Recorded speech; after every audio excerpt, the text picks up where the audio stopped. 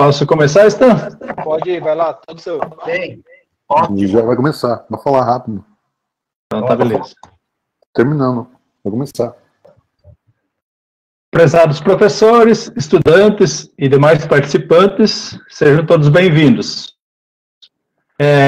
Nesse momento, vamos dar início a mais uma etapa das conferências do NDR. Para a etapa de hoje, contamos com a participação do professor Sérgio Luiz Kuhn. O professor Sérgio possui graduação em Administração e em Economia. Ele possui mestrado e doutorado em Desenvolvimento Regional e Agronegócio aqui pela UniOeste. Ele atua como professor na UTF-PR de Dois Vizinhos.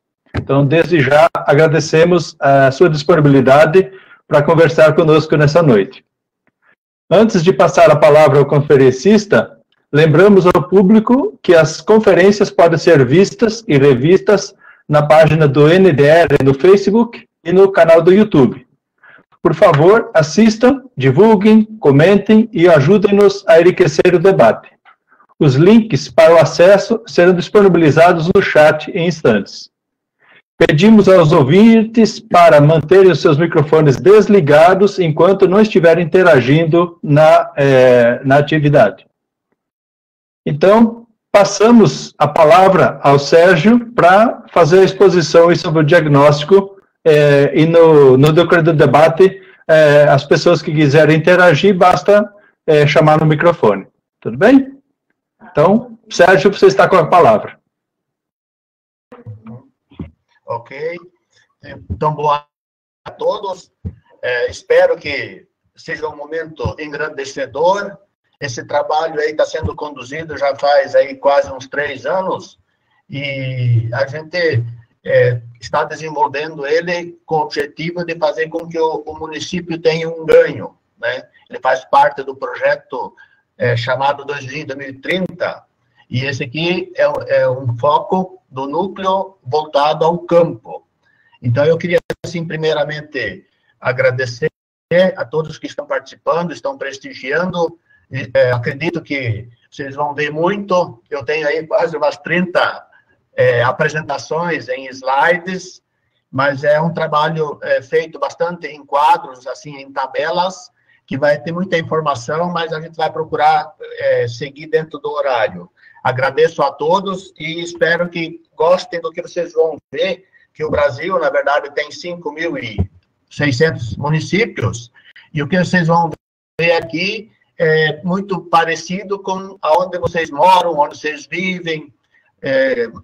A gente tem visto, assim, uma redução na população do campo, então vocês vão ver bastante variáveis e condições que vão servir para uma boa reflexão. Ok? Então, o diagnóstico e perfil socioeconômico e produtivo rural, perspectivas e sugestões das famílias e para as famílias rurais de Dois Vizinhos no Paraná. Então, aqui tem um resultado de pesquisa que vai ser apresentado.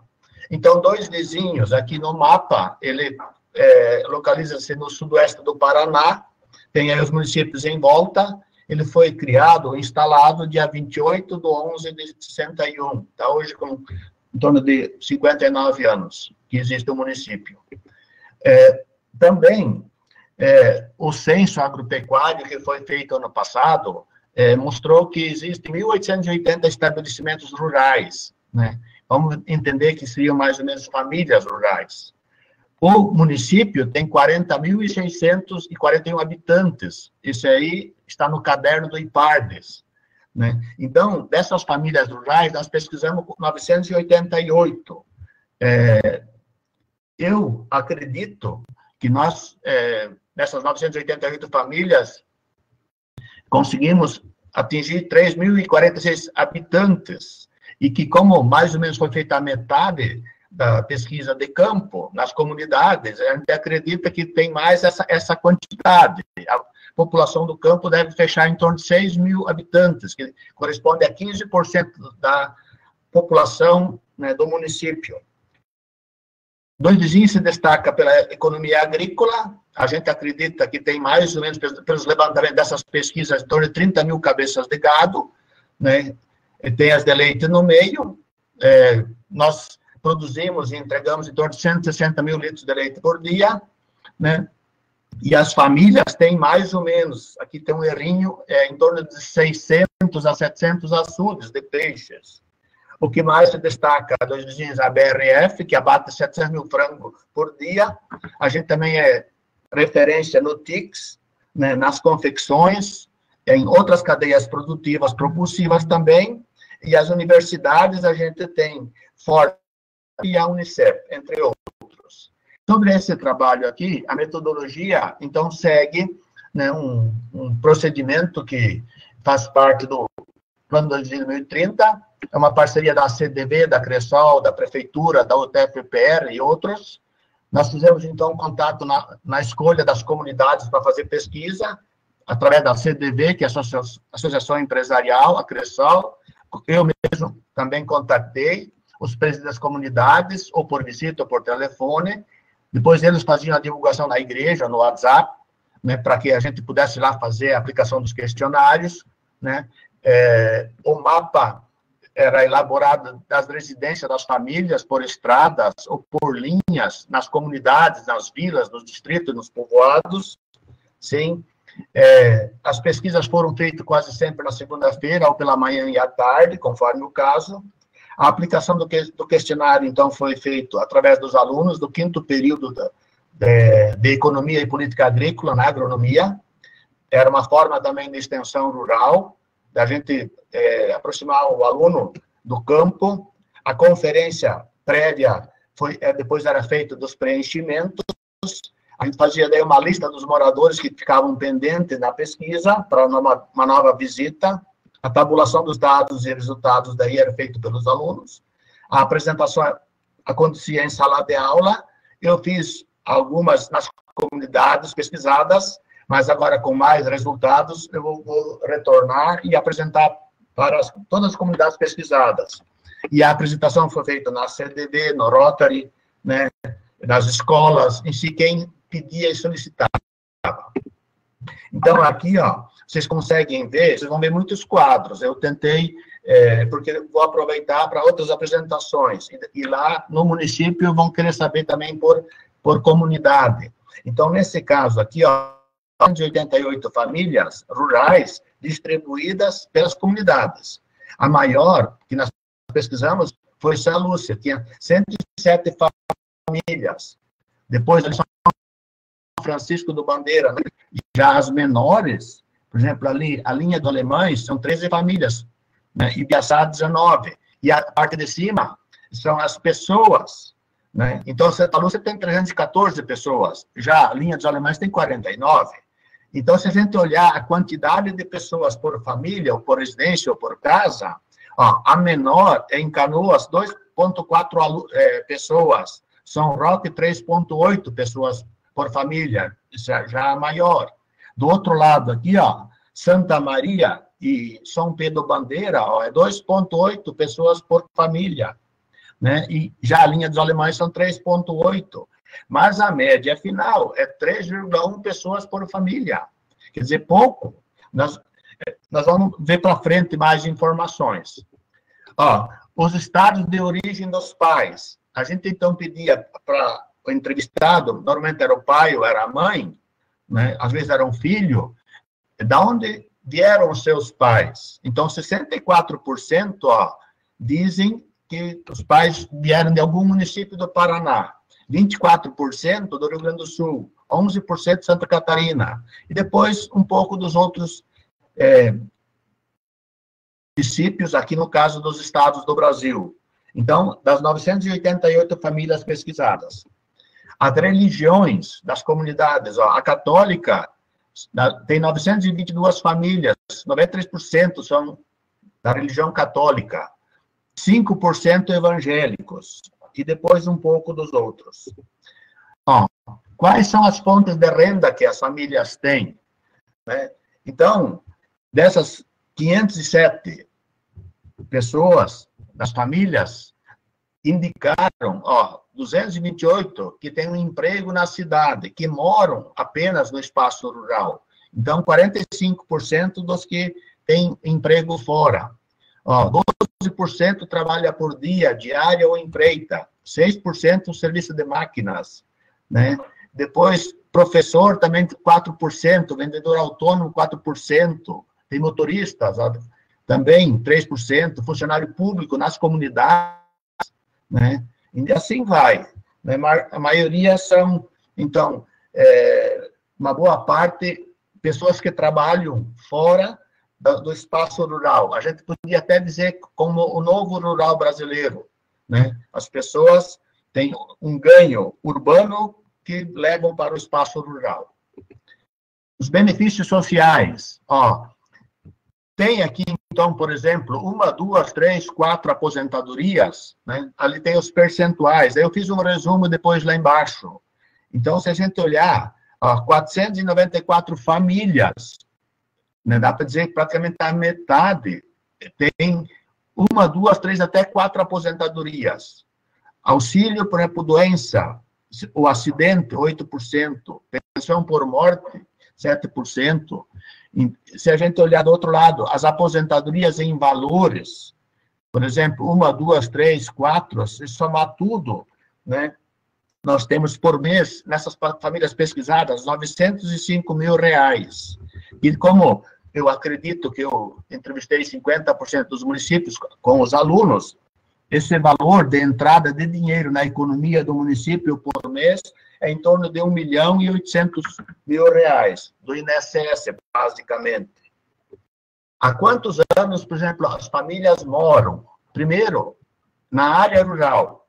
Se a gente olhar um pouco aqui, está concentrado mais, as famílias moram de 20 a 40 anos, ó, mais ou menos, aqui, ó, na faixa de 13, 14% delas, né, ali.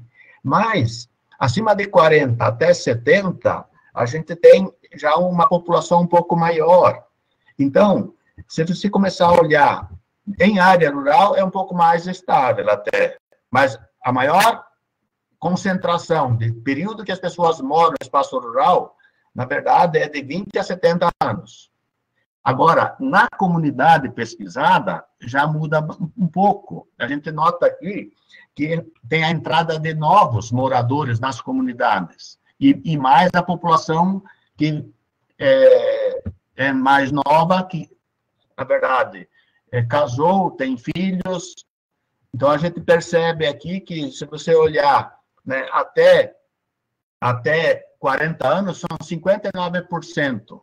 E acima de 40 anos, são até 70, acima de 80 anos, são 41%. Então, a mudança aqui é que a gente tem a entrada de novas pessoas para morar na área rural. A área de terra, ó, isso aqui é interessante, a área própria de terra. Ó, dessas 988 famílias, ó, 132 famílias, 16%, elas não têm terra. Elas moram ou do lado da casa dos pais, ou moram na vila, sob aluguel, né? Então, se você começar a olhar, a gente tem 813 famílias que têm, ó, de 1 hectare de terra para mais. E aqui, olhando, ó, 1 hectare até, vamos dizer assim, 12 hectares, que seriam 5 alqueires, que é uma meia colônia, ó, é 53% das famílias. Se você pegar um pouco mais, ó, de 5 até 10 alqueires, ainda aí fica acumulado já em 71% das famílias que têm terra. Se pensar assim, ó, até 20 alqueires de terra, dá para dizer 80% das famílias. Então, o que surpreende nesse caso aqui, que as áreas são realmente pequenas. Quem conhece o Sudoeste sabe que o relevo é bastante acidentado, né? E as famílias, na verdade, têm, vamos dizer assim, uma produção em pequena escala. De uma forma geral, eu podia até quase dizer de subsistência e sobrevivência, né? Então, nesse caso aqui, fica claro que, vamos pensar assim, até 20 alqueires é 80% das pessoas que têm terra. Ok? Ó, a origem da água que usam para o consumo humano, ó, o forte é de fonte protegida, 48%. Usam de poço artesiano, por quê? Porque tem muitas comunidades que têm água encanada, né? E poço, 13%. Agora, o consumo animal, daí já é um pouco diferente. Se você olhar, fonte protegida é quase igual, mas depois usam de poço artesiano, fonte sem proteção, poço, sanga, rio, daí já muda um pouco, e que na prática é mais ou menos isso que acontece. Ó, a produção rural. Então, o questionário, nós pedimos, e aqui eu pus assim mais resumido, mas eu tenho isso tudo classificado por comunidade. Ó, a produção rural, que eles mais produzem e consomem na própria propriedade, a campeã é a mandioca. Depois, carne de gado, carne de galinha, carne de suínos, leite, ovos, ó, pão, cuca, bolacha, chimia, batata doce, feijão, lenha. Nas frutas, o que eles produzem e consomem? Mais limão, bergamota, laranja, banana, pêssego, mamão, e assim tem outros tantos. Na olericultura é alface, ó, tomate, repolho, pepino, couve, abóbora, pimentão e também outros. Agora, o que eles mais compram fora, que eles podiam produzir na propriedade? O campeão é o arroz, depois o fubá, o queijo, o feijão, o açúcar, o leite, o salame, ovos de galinha, manteiga. Nas frutas, compro mais fora, e muito, percentualmente, a maçã, depois a melancia, abacaxi, a banana, a manga, uva. Nas olericulturas de caixa, o tomate, o repolho, a cebola, a batatinha, né? Depois também o pimentão, o pepino, entre outros. Daí nós perguntamos também, mas a produção você abandonou, desistiu, não quer mais produzir. O campeão é o fumo. Depois vem leite, e o leite a gente também percebeu uma redução na quantidade de produtores, mas um aumento no formato. Hoje se produz muito no sistema de confinamento. Como eu falei antes, dois vizinhos produzem em torno de 160 mil litros de leite por dia. Então, mas o leite é um que aparece bastante, né? Como uma redução, como um afastamento. Mas também tem suíno, que desistiram, o feijão, o milho, aviário, o aves, soja, trigo, galinha, caipira, arroz, entre outros. Tá beleza, gente? Ó, a outra pergunta nossa foi o sistema de associativismo e cooperativismo. Você participa? Aí, nós tentamos descobrir. Nas cooperativas de crédito, a população rural, ela tem conta, 43% na Cressol, 14% tem na Sicredi e 6% tem conta na Sicobi. Tem produtores que têm contas também na Cressol, na Sicredi, ou Sicobi, né? Isso aí, tem gente que tem conta em mais de um local, né, nos bancos. Já nas cooperativas de produção agropecuária, nós temos 18% são sócios da Coasul.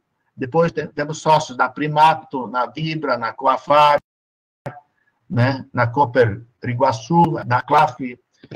Então, e tem no caso, produtores que têm conta, tanto na cooperativa de crédito como de produção agropecuária. E tem um pouquinho nos outros, ó, sindicatos, trabalhadores rurais também têm os associados, entre outros. Quer dizer, existe uma aproximação com o sistema de cooperativas de crédito, né, em dois vizinhos no campo. Financiamento e crédito. Quais são, por exemplo, os tipos de financiamento e finalidades que mais usam? Então, ficou aqui, ó, custeio agrícola. 63% dos que usam crédito, né, fazem para a produção de soja, trigo, milho, arroz, em si. Os produtos normais das culturas semestrais ou também na produção pecuária. Investimento, ó, tem 35%. Comercialização, ARGF, EGF, poucos. E troca ou permuta de grãos por insumos, somente. Então, a gente percebe aqui que o custeio agrícola é o mais comum, o mais usado. E em quais programas? Ó, como a nossa região é de pequenos produtores, o PRONAF, PRONAFinho, PRONAF Mais Alimentos, PROJovem, entre outros, são os que mais absorvem, né, o interesse do crédito do campo. Depois, usam também PROAGRO, ou seguro agrícola, no caso de frustrações de safra, de uma forma geral, ali tem um pouco ainda, 14% ou 5%. Como a nossa região, o forte são as pequenas propriedades, elas se encaixam no PROAGRO, ou então pelo PRONAF, obrigatório para o Proagro. Agora, a gente percebeu também muitas casas construídas usando o crédito aqui, ó, do PNH Minha Casa Minha Vida Rural ou Morar Bem Paraná. Então, tem aí uma quantidade de famílias. Trator Solidário, PRONAM, que já é um programa nacional de apoio ao médio produtor rural, que daí já são menos produtores, mas que usam também o crédito. O tipo de investimento, nas perguntas das famílias, que eles gostariam de fazer. O engraçado não foi tanto para a produção. Em primeiro lugar, ficou para o bem-estar. Para a casa, a residência, a garagem nova, melhorias na residência. Ó.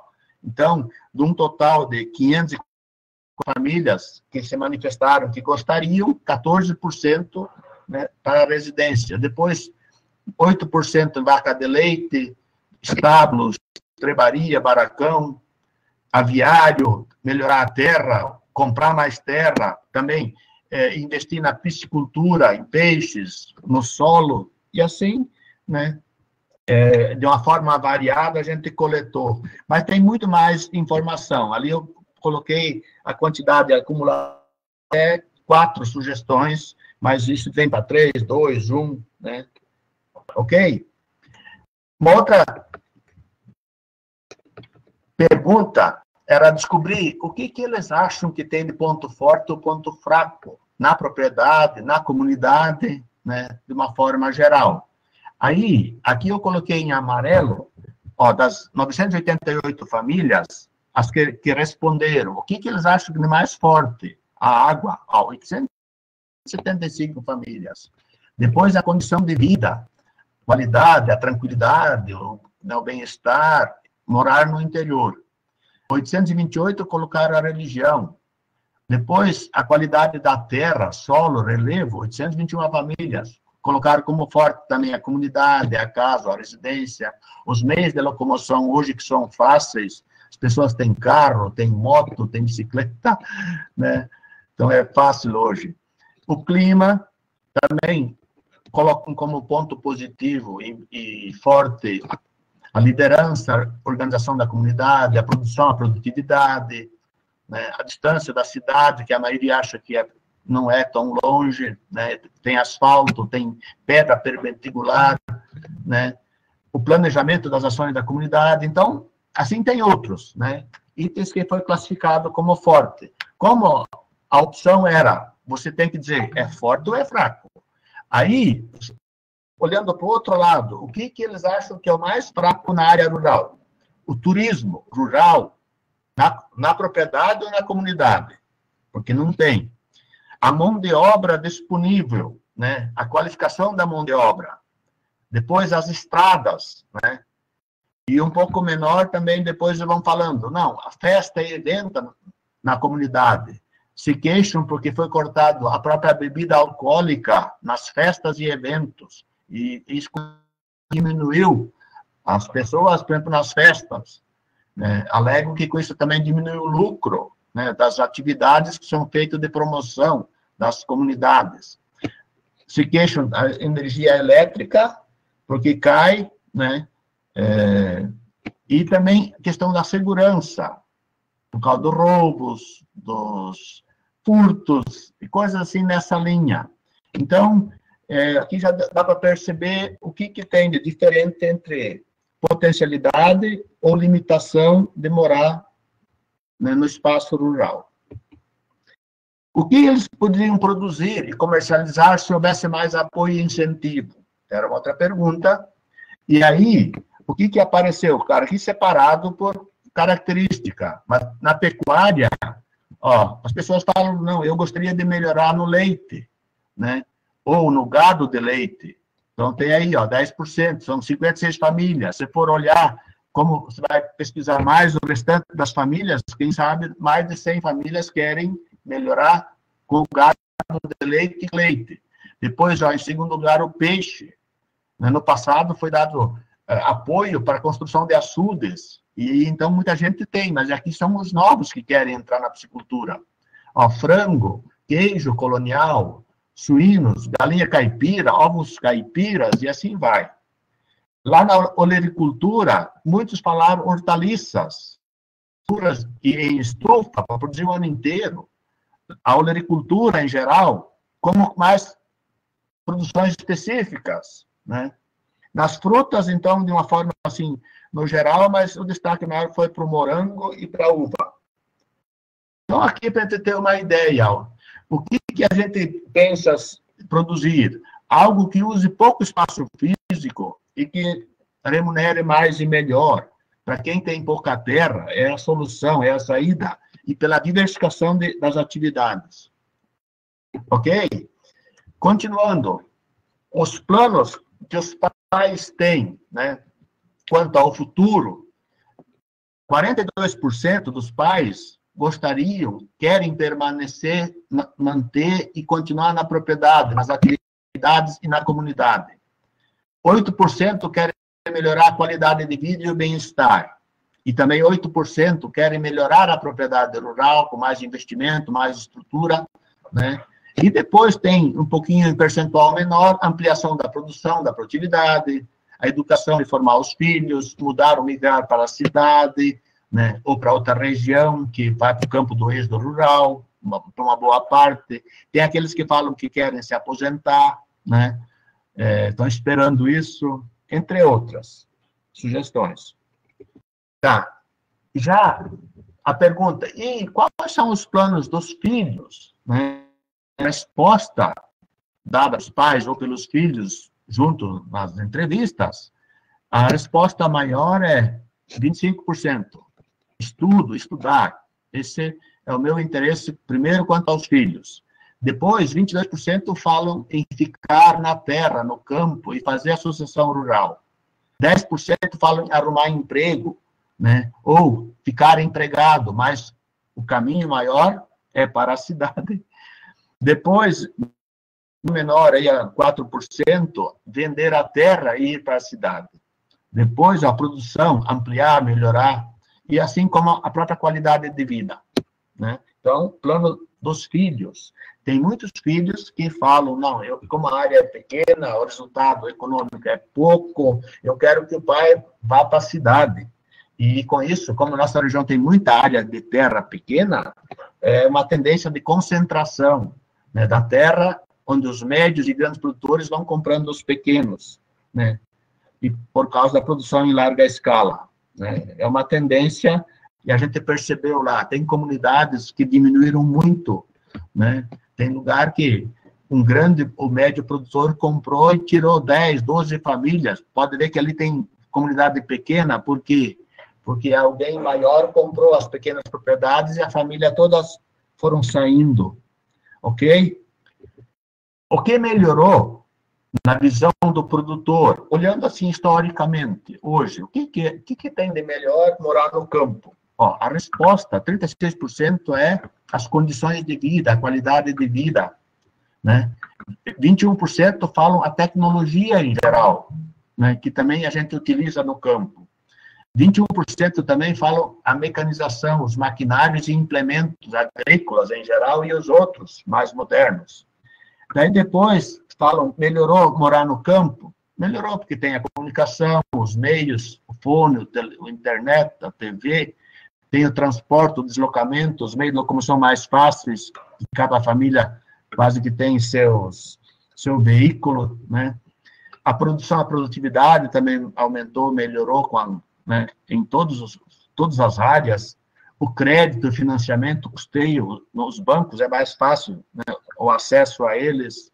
A luz elétrica, que comparando a muitos anos atrás, não existia, melhorou, né? Então, coisas assim que eles acham que melhorou no campo. Agora, o que piorou? Morar no espaço rural. Então, 14% falam os agrotóxicos, os agroquímicos, os defensivos, a poluição, né? E a dificuldade de resistência das plantas, que parece que precisa cada vez mais veneno, né? Segundo item, falam que um pouco na política, na corrupção, nos governantes, cenários, as crises de uma forma geral, vamos dizer assim, prejudica o aspecto psicológico, 11% das famílias dizem os custos de produção, os custos de vida, os preços, as margens diminuíram, né?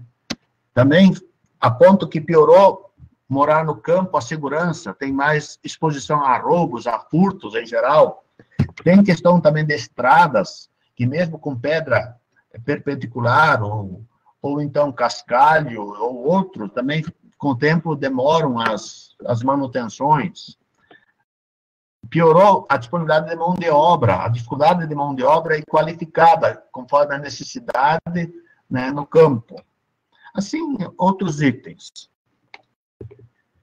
Daí, perguntamos, isso aqui nós começamos de uma altura para frente, qual que é a renda média mensal líquida das famílias em reais? Aí, o que a gente percebe aqui, ó, né? Que ganham até R$1.000 são acumulados 7%. Que ganham de forma acumulada até 3.000, ó, são 56% das famílias. Mesmo quem trabalha fora, né, a maioria não ganha até 3.000.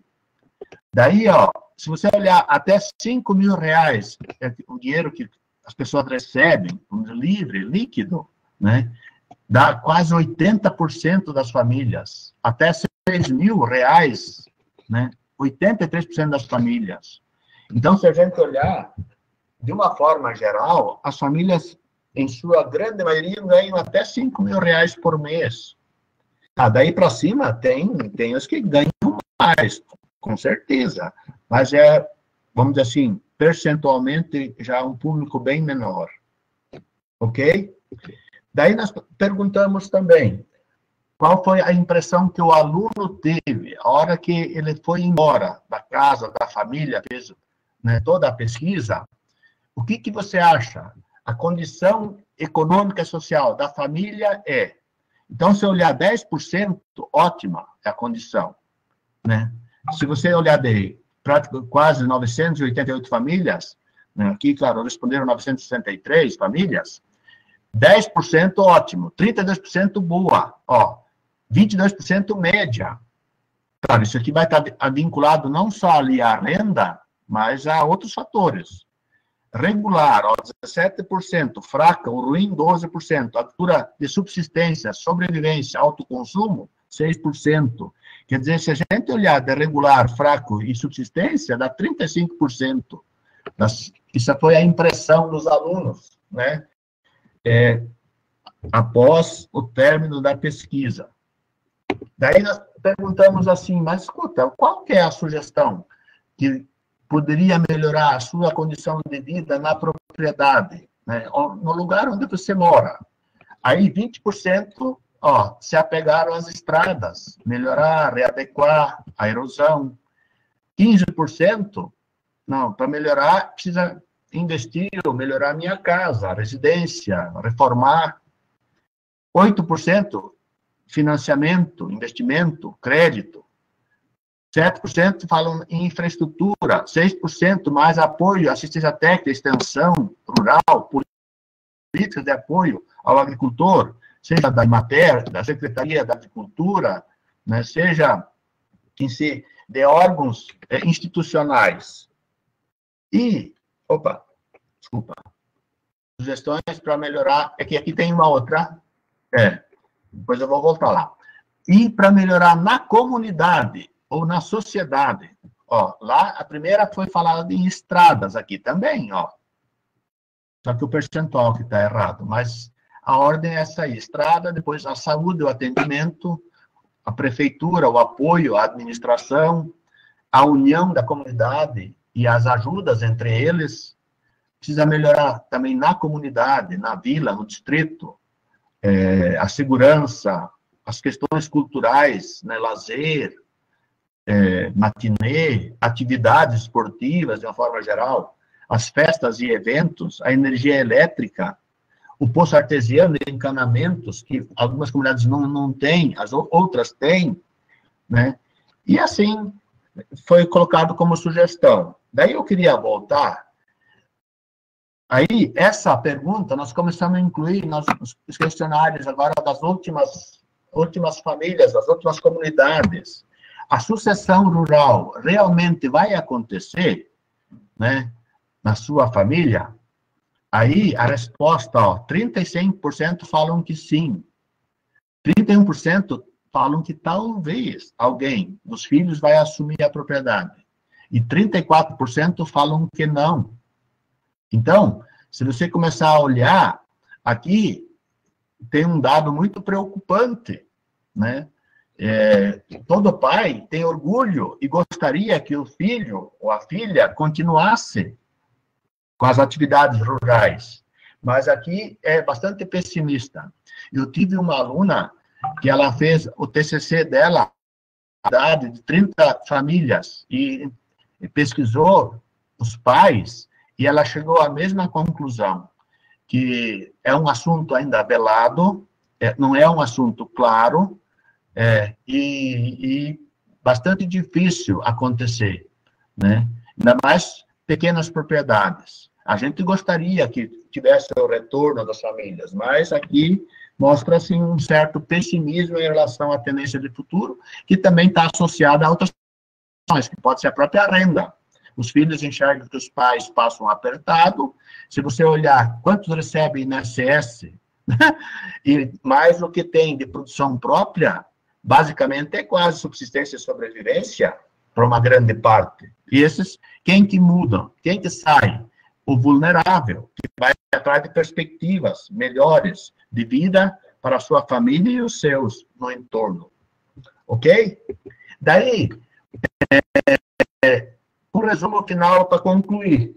Eu, assim, pensei, vou dizer que, do que vocês viram e ouviram, destaca-se a presença da agricultura familiar, de subsistência, sobrevivência, a produção para autoconsumo e venda do excedente. Dois vizinhos se caracteriza por pequenas propriedades rurais. Parte das famílias são capitalizadas, são poucas. A maioria são pouco capitalizadas. A dependência das famílias, dá para dizer que é quase 50% dos benefícios do governo, no INSS, entre aposentadorias, pensão por morte, né, e outros. Assim como o próprio Bolsa Família. As cooperativas, olhando para o crédito, que tem mais aproximação e movimentação, são a Cressol, a Sicredi e a Cicobi. E na produção agropecuária, a Coasul e depois a cooperativa Primato, né? Os investimentos que gostaria, vocês viram ali, a casa, a residência, vaca de leite, seu plantel, a piscicultura, né? Assim como melhorar a estrutura, né? Tanto de barracão, estábulo, aviário, a própria terra, ou mais terra, né? Gostariam para poder produzir, eu tenho separado por atividade. Aqui eu fiz um resuminho, mas vocês perceberam, o leite, o queijo, o peixe, o frango, hortaliças, horticultura, verduras, ovos, galinha, caipira, suínos, entre outros. Os pontos mais fortes, vocês notaram ali, a água. E a água nós estamos também tentando ver se a gente consegue avançar na piscicultura. Mas falam que a religião, a comunidade, a condição de vida e bem-estar. Os pontos mais fracos, vocês viram, o turismo rural, a falta de mão de obra, a preocupação com as estradas, a energia elétrica, as festas e eventos, a segurança, entre outros. O que melhorou morar na atividade rural? As condições de vida, as tecnologias, a luz elétrica, o acesso ao crédito, né, de uma forma geral. E o que piorou? A aplicação de agrotóxicos, agroquímicos, os venenos, os custos de produção, os custos de vida e os seus resultados econômicos, as margens, né, o lucro cada vez passa a ser menor e cada vez mais necessário produção em escala, a segurança, a saúde, né? Também se queixam da questão do transporte, que deixa a desejar, a política, a corrupção, entre outros. A falta de incentivo e apoio externo, por exemplo, dos órgãos de governo, prefeitura, Emater, daí nesse caso, por exemplo, podia ser da própria Emater, dos filhos, dos jovens que saíram do campo, as baixas rendas, ok? E necessário ações que são proativas. Sim, estou escutando, ok? Cristiano, deixa eu te fazer uma pergunta. Você falou ali em pessimismo, né? Sim. do jovem continuar no campo. Mas se a gente parar para pensar assim, e não sei se você chegou a fazer essa relação de anos de estudo desse jovem, porque assim, o pai desse indivíduo provavelmente não tem muitos estudos, né? E aí ele permanece no campo e quer que o filho dele fique no campo. Só que ao mesmo tempo ele estimula o filho dele a estudar. Aí esse filho vai para a cidade, estuda, conhece, sei lá, uma namoradinha, um namoradinho que é da cidade, casa e quer ficar pela cidade. Ele não quer, às vezes, levar às vezes a companheira dele para morar numa condição pior do que ela ou ele tem na cidade, né? Ou por outras questões econômicas, né? Chegou a fazer essa relação, né? Tipo assim, de anos de estudo. Quanto mais anos de estudo o indivíduo tem, menos ele quer ficar, ele quer, né, usar aqueles anos de estudo dele. Desses quase 1000 questionários aplicados, eu mesmo fiz uns 100 praticamente. Eu conheço as famílias bastante. E muitas famílias, né, tipo assim, o casal tá lá sozinho, meio velhinho, e eu escutei de muitos, os filhos não querem voltar mais, os filhos querem que você vá para a cidade, você já está aposentado. Essa relação de anos de estudo, né, essa nós não fizemos ainda, nós estamos aí tabulando os dados, assim, no geral, mas a informação que eu tenho, assim, pessoalmente, ouvindo de uma grande maioria, né, é pessimista. Eu vou te dizer, nós estamos trabalhando com essa pesquisa já numa outra fase. Nós fizemos um levantamento em todos os supermercados e dois vizinhos, de onde vêm os produtos. E os supermercados, 90% vêm de fora. Por exemplo, a empresa Cantu é a que mais vende. Mas tem umas 6 ou 7, que toda semana estão 2, 3 vezes bastante supermercados. E nós tentamos descobrir, então, o que poderia ser produzido pelo interior, que eles sugerem ali, o que eles querem produzir. Nós estamos entrando firme na olericultura, na fruticultura, nos lácteos, e fazer com que as cooperativas, que nem a Coafar, a Claf, ou outras, assumam, ou então produtores individuais, né, para que realmente a gente fortaleça a economia. A gente sentiu dos donos de supermercado e gestores que eles querem melhorar a economia, mas nós estamos numa fase de conseguir outras atividades, tipo assim, como eu falei antes, que tem que segurar o filho junto com o pai em pouca área de terra, mas mais viável e com mais retorno. Eu acredito piamente que a qualificação vai fazer com que haja, né, um incremento e uma alavancagem, né, no resultado do campo. Mas nós temos que oferecer, produzir soja, milho, trigo, né? Tem que ser em larga escala, não em pequena propriedade. Eu posso falar isso porque também sou pequeno produtor rural, né? E o que tem que acontecer é outras atividades, né, que realmente vão produzir mais resultado econômico em menos espaço de tempo, como viáveis para mudar um pouco esse panorama, né, que tem se manifestado um tanto pela concentração da terra em médios e grandes produtores e os pequenos saindo e os filhos não assumindo a sucessão rural. Ok? Tranquilo. Então, viu, Cristiano, assim, eu tentei, assim, colocar bastante os quadros, mas eu tenho muito mais quadros, né?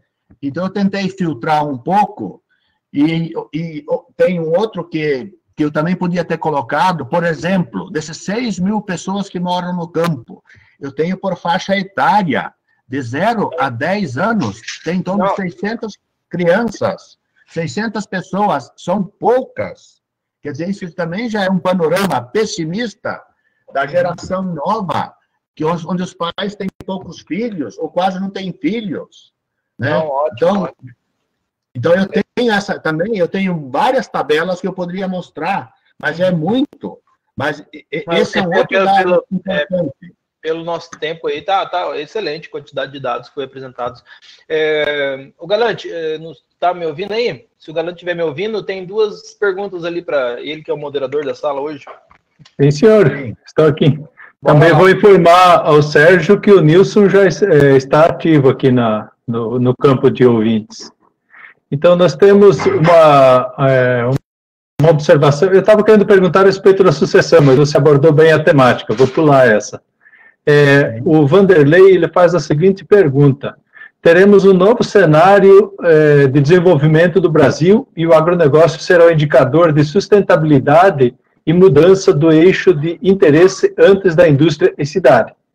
Esse fator será a solução para uma sucessão mais sustentável e manter a pessoa no campo? Olha, viu, Vanderlei, eu sou filho de pequeno produtor rural, né? E eu diria o seguinte, a agricultura familiar, ela tem um papel de produzir alimentos, né? Mas esses alimentos básicos do dia a dia. O agronegócio, ele produz em larga escala. Vamos pensar, ele é outro. Eu estou enxergando que para que realmente a agricultura familiar segure a população no campo, tem que ter políticas públicas, tem que ter crédito, tem que ter estímulo, tem que ter garantia, até de produção e fornecimento, né? Eu não vejo o sustentável e para a manutenção do homem no campo é com uma políticas agrícolas que segurem pais e filhos, né, na propriedade rural, né? O agronegócio é para grandes áreas de terra. E o que a gente tem visto em Dois Vizinhos? Eu sou nascido em Toledo, no interior, né? Se você começar a olhar, em Dois Vizinhos, quem comprou as terras, das famílias menores, só aumentou. E aumentou produzindo soja e milho, praticamente. E que é do agronegócio. Agora, se você começar a olhar quem que está produzindo desses para vender em escala, piscicultura, ou olericultura, fruticultura, né? Ou está produzindo outras pequenas culturas, né? Que a gente gostaria que fosse pelo circuito curto, pela cadeia curta, onde o produto vai do produtor ao consumidor, né? E que não venha o produto tão de longe como hoje. Eu diria, viu, Vanderlei, só com políticas públicas, só com um esforço das cooperativas, com uma organização local, regional, que faça com que essas outras pequenas produções tenham o seu espaço, que não é do agronegócio. Tá ok? Sérgio, tem outra questão da Juliana, ela diz o seguinte: existe algum tipo de iniciativa por parte dos agricultores ou por parte das instituições públicas para a melhoria da infraestrutura nas estradas rurais ou outros elementos de infraestrutura? Olha, eu assim diria, viu, em Dois Vizinhos, de uma forma geral, existe uma organização boa entre as cidades, né? Inclusive, agora, os candidatos a prefeito, eles vão receber um plano, né, de todas essas áreas, dos núcleos, por exemplo, de vocações econômicas, de turismo, de TI, né, vão receber quais são, por exemplo, os itens que devem ser priorizados na sua gestão. Então, Juliana, eu, assim, estou vendo que a organização local, né, é responsável para fazer com que as ações de melhoria, seja no campo, seja no urbano, né, seja das forças de atração de emprego, de indústria, vai ser muito resultado do que os gestores fazem, de uma forma geral, né? Então, eu estou pegando o nosso exemplo lá, eu pertenço, por exemplo, moro em Cascavel, mas eu tenho minha família em Toledo, né, meus familiares, meus irmãos, e de uma forma geral, os municípios que crescem, porque tem agentes econômicos, né, tem lideranças que são protagonistas, e que isso é o reflexo do desenvolvimento. A mesma coisa é no campo. A gente tem que levantar a cabeça, né, o Alfredo de Gouveia está aí, e ele gosta de falar essa frase. Você tem que levantar a cabeça e alguns dias do ano e olhar o que os outros estão fazendo, para daí você também aplicar, porque quem cresce não é aquele que abaixa a cabeça e trabalha e produz. Você tem que também ir atrás das novidades, das tecnologias e ver o que os outros estão fazendo. Nós mesmo, com essas atividades que eu estou falando, que nós estamos querendo priorizar e fazer acontecer, nós também vamos fazer mais viagens, visitas, para ver outros locais que têm experiências bem-sucedidas, né? E tanto é que a gente está trabalhando para que isso realmente aconteça, né? E, no final, viu, Juliana, é reflexo dos agentes econômicos, as famílias, as pessoas, as empresas e o governo. No final, à medida que esse tripé trabalha de forma integrada, o desenvolvimento, o crescimento vai ser consequência, ok? Muito bem, tem mais uma provocação do Guilherme. Ele diz aqui, gostaria de perguntar quais medidas públicas que poderiam ser feitas para incentivar essa nova geração pessimista, diz ele.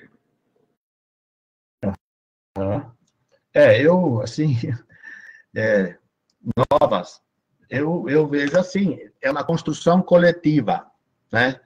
Eu não sou pessimista e não quero passar essa impressão, mas o que eu sinto, né, por ter feito tantos trabalhos, né, nas comunidades, com os presidentes, com as lideranças, apresentando resultados, assim como levando adiante novas ideias, até pelas famílias a gente percebe um certo comodismo, né? E eu vejo assim que a solução tem que ser muito mais dos gestores, né? De promover alguma coisa. Nós tivemos muitas experiências mal sucedidas no passado, né? Eu mesmo fiz levantamento onde famílias produziam, por exemplo, frutas, deixava a fruta à disposição e depois ninguém vinha retirá-las, quando era o combinado. Assim como a própria piscicultura, tem aí quase 700 açudes construídos, né, nas famílias rurais, mas o peixe não deslanchou, né? Assim, você tem outras atividades. Se você olhar, o nosso povo é sulista, vocês viram aí a origem, maioria do Rio Grande, Santa Catarina. Agora, muitas vezes a cultura, a etnia, influencia na característica da produção. Mas, por exemplo, o gaúcho, ou o catarinense, o paranaense, tem motivação para produzir tomate, né, pimentão, né, ou então melancia, melão, ou esses outros produtos que, quando você vê, tu não tem muitos insumos, nem equipamentos no município, para comprar, para fazer com que haja um desenvolvimento dessa atividade. Então, eu, assim, queria dizer que acho que o caminho é fazer com que quem está na gestão seja protagonista, porque ele leva junto os que estão envolvidos, ou têm interesse no processo, né? O que nós temos? Eu tenho as listas nominais das pessoas que querem produzir, seja lá queijo, salame, querem produzir peixe, ou tomate, pimentão, né? Ou então leite, a gente tem de tudo, todos os tipos das respostas. Agora, o que nós vamos proporcionar? A nossa ideia, o Peretti, se ele está aí, ele pode falar, é fazer com que as próprias cooperativas de crédito participem com linhas de crédito, né? Mas, no final, que vamos dizer assim, haja um crescimento e um desenvolvimento sustentável, mas não para depois ser mal sucedido no negócio e as famílias terem que vender a terra para quitar dívidas. Então, por isso eu digo assim, é um trabalho, né, responsável, técnico, né, para fazer assim com que realmente tenham opções para melhorar a renda e a condição econômica e bem-estar no campo. Muito bem, Sérgio. O Weimar, professor Weimar, ele gostaria de fazer uma pergunta para ti. Vou deixar ele fazer por voz. Boa tarde, boa noite, Sérgio. Muito legal a sua apresentação. Você é uma pessoa que está sempre com a gente. Então, é um prazer recebê-lo na nossa casa, em que você faz parte dessa casa, né? Mas eu queria pegar a pergunta da Juliana, que, para complementar até um pouquinho mais específico, duas coisas eu quero conversar com você, Sérgio. Quero perguntar para você nessa sua pesquisa. É claro que o que eu vou perguntar não faz parte da sua pesquisa, mas você andou muito, pelo que você me falou, com seus alunos, e isso acaba sendo importante. E a gente conhece a infraestrutura das estradas rurais de Toledo, que eu fiz um trabalho recente com um aluno, e para a gente achar estrada ruim, a gente tinha que andar muito, tinha que sair do município. Eu acredito que isso não deve ser uma realidade dos demais municípios em que você andou. Como é que está a qualidade das estradas rurais nos municípios, que você acabou abordando, mas como é que elas estão, Sérgio? Toledo é referência. Eu moro, por exemplo, meus pais são de São Miguel, né, eu ajudei a pagar, porque lá foi dividida a conta com as famílias rurais. No caso, dois vizinhos, isso não existe. Tem um pouco de asfalto, claro, tem, né? Mas não que nem Toledo. Nossa, não dá nem para comparar. As estradas que foram bastante feitas, nossa, foi naquele modelo paralelepípedo. Mas, com o tempo, elas vão criando buracos. Né? Eu mesmo, por exemplo, lá de Dois Vizinhos até São Francisco do Bandeira, que é toda ela em pedra perpendicular, dá uns 22 quilômetros, você leva 40, 50 minutos, né? Então, assim como tem pedras que são colocadas nas estradas, tem os buracos, a nossa região, e Dois Vizinhos, que é o objeto de estudo, as estradas rurais, elas estão ainda no modelo antigo, que é o da maioria dos municípios do Brasil. Né? Eu moro em Cascavel, se tu olhar para o interior, né, é a mesma coisa, tem pouco asfalto. Então, Toledo dá os parabéns. Mas, Sérgio, só uma pergunta. Apesar de... nem estou falando em assalto, mas as estradas rurais conseguem, na época da colheita, escoar a produção, ou às vezes nem isso acontece? Sim. Escoar, sim. As estradas não são tão ruins. Mas como tu também abordou asfalto, eu peguei nele. Mas assim, as estradas, vamos dizer assim, não são asfaltadas. Elas têm pedra irregular, tem cascalho, ou outras não tem, né? Mas, assim, elas são, hoje, tipo assim, uma reclamação. Por que não tem? Se você pensar assim, ó, Neymar, na Europa, tu vai, por exemplo, na Alemanha, o asfalto é até na frente da casa das famílias. Agora, por que as pessoas também saem do campo? Porque, muitas vezes, quando aparece por exemplo, um assaltante, às vezes o telefone não funciona, não tem internet, não tem vizinho perto. As pessoas estão ficando velhas, ou estão ficando idosas. Elas vão para onde? Para a cidade, porque qualquer emergência, eles têm tudo perto. Mas vamos pensar, a estrada que é colocada, por quê? Porque se espera ter qualidade no deslocamento. Se não demorar tanto, não estragar tanto o carro, né? Claro, eu estou falando coisa assim básica ou lógica, mas o atrativo para segurar as pessoas do campo é um conjunto. A luz tem que funcionar, o telefone, por exemplo, a estrada, né? Tem que ter um pouco mais de vizinhança. Em si, vai ser um conjunto de variáveis. A saúde por perto. Então, são fatores de decisão. E aqui, nesse nosso caso, o principal é a renda. A renda baixa faz com que os filhos não assumam, né, a atividade econômica dos pais. Ok? Muito bem, Sérgio. O professor Carlos também gostaria de indagá-lo. Tá. Oi, Sérgio, como é que vai? Tudo bem?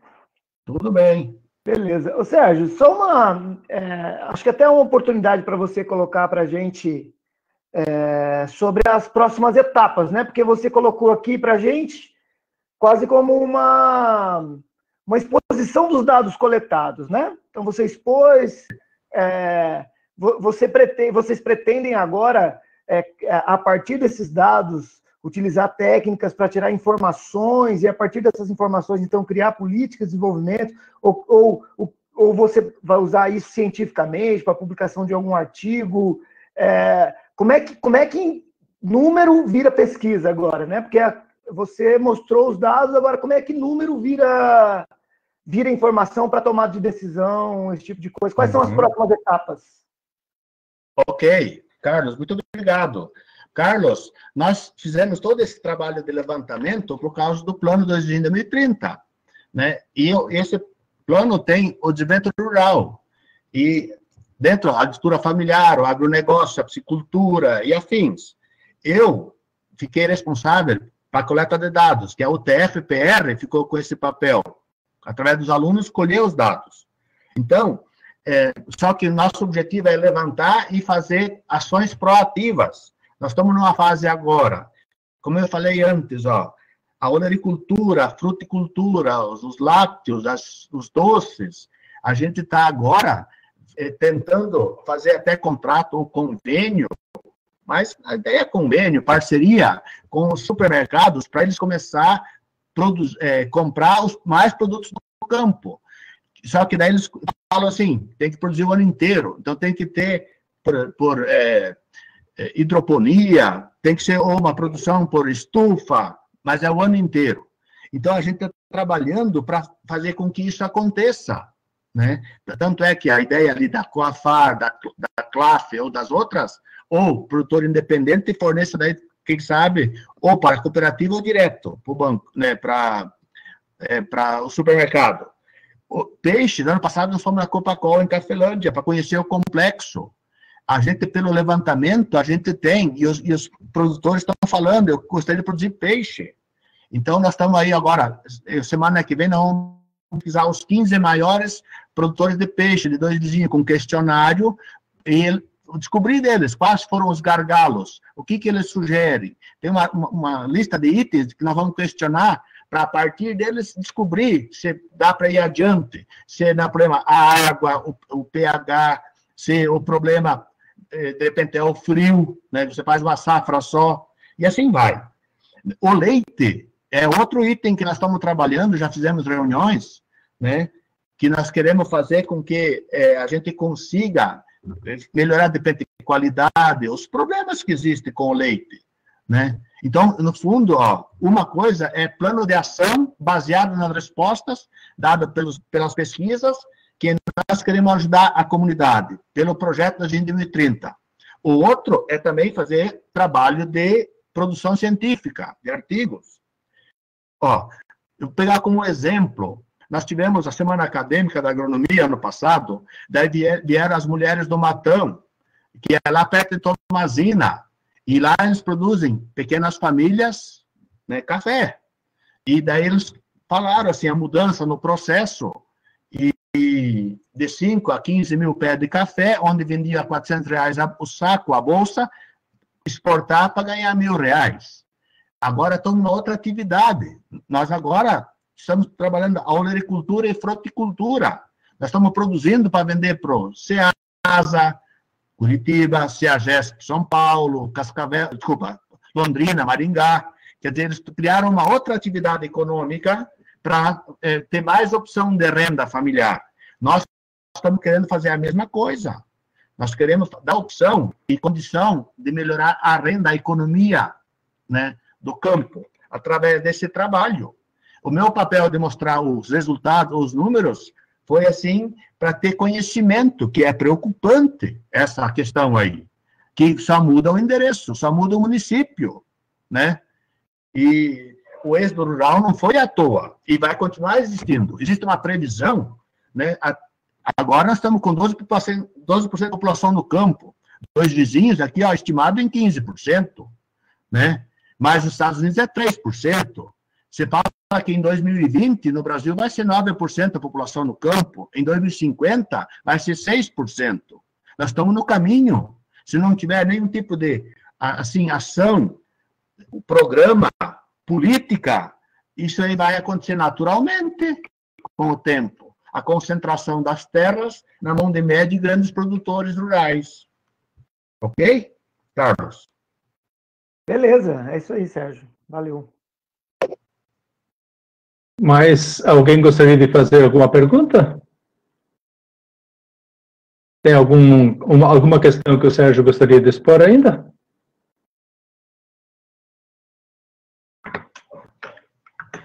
Olha, eu, por exemplo, tenho mais informações. Um outro dado interessante, ó. Mais ou menos 51% da população que mora na área rural, em 2 vizinhos, tem acima de 40 anos. Ó, 51% tem acima de 40 anos. Então, como eu falei, que lá no início, até 10 anos, nós temos 600 crianças, o panorama é preocupante. E só muda o município, de uma forma geral, né? Então, claro, tem mais informações, mas, assim, gostaria, claro, que vocês também se envolvem na atividade do desenvolvimento rural, né? Olhasse nesse sentido de que a gente consiga trabalhar, né? De forma que você consiga mais opções de diversificação da propriedade, com melhoria de ganhos de renda, e que, no final, absorvam a população jovem, né? E, de repente, para uma vida mais saudável. Nós temos respostas aqui que a produção, por exemplo, da olericultura em geral, seja orgânica. É outro tipo de resposta, que o nosso município de Verê, que é próximo lá, já é referência há muito tempo. Então, informações a gente tem muito mais em outros aspectos. Mas o que eu queria, assim, dizer é que quem está na gestão, quem está na administração, quem é responsável, né, seja nos órgãos institucionais ou nos órgãos executivos, né, ou empresariais, é fazer a sua parte como agente econômico. Como eu falei antes, uma sociedade melhor vai ser à medida que família, pessoas, empresas, instituições e o Estado, cada um faça bem a sua parte. Tá ok? Agradeço. Se tiver mais alguma pergunta ou não, vou fazer o encerramento. Parabéns, Sérgio, pela apresentação. A gente agradece de coração a sua disponibilidade em compartilhar conosco a sua compreensão sobre a realidade de alguns municípios do Sudoeste. E gostaríamos, nessa fase de finalização, de agradecer a colaboração da sua parte e também a das pessoas que participaram, seja ouvindo, seja fazendo indagações para ti. Gostaríamos de estender esse convite a todos para participarem conosco das próximas etapas das conferências do NDR, que acontecem sempre às segundas e quartas-feiras, no horário das 19h30. Na próxima segunda-feira, a acadêmica do mestrado, Suelen, vai fazer uma exposição relacionada ao tema da agroindústria cana-vieira, e na próxima quarta-feira, o professor Rippel deve abordar a temática relacionada à migração, compartilhando algumas ideias, algumas percepções conosco nesse canal. Então, agradecemos a todos e estão todos convidados para a próxima etapa. Valdir, só para fazer um fechamento, eu vi que o Luiz Carlos Peretti está aí, o Peretti saiu. Luiz Carlos Peretti, ele estava ali. Acho que ele acabou saindo, né? A pena, mas tá bom. Agradeço a todos, viu, por prestigiarem, né, essa apresentação de conteúdos, relatos, análises, e contamos, né, que sejamos hoje melhor do que ontem e amanhã melhor do que hoje. Cada um fazendo bem o seu papel, o seu trabalho, no seu âmbito. Ok? Muito obrigado e bom final de semana. Obrigado. Nos vemos na segunda-feira. Um abraço.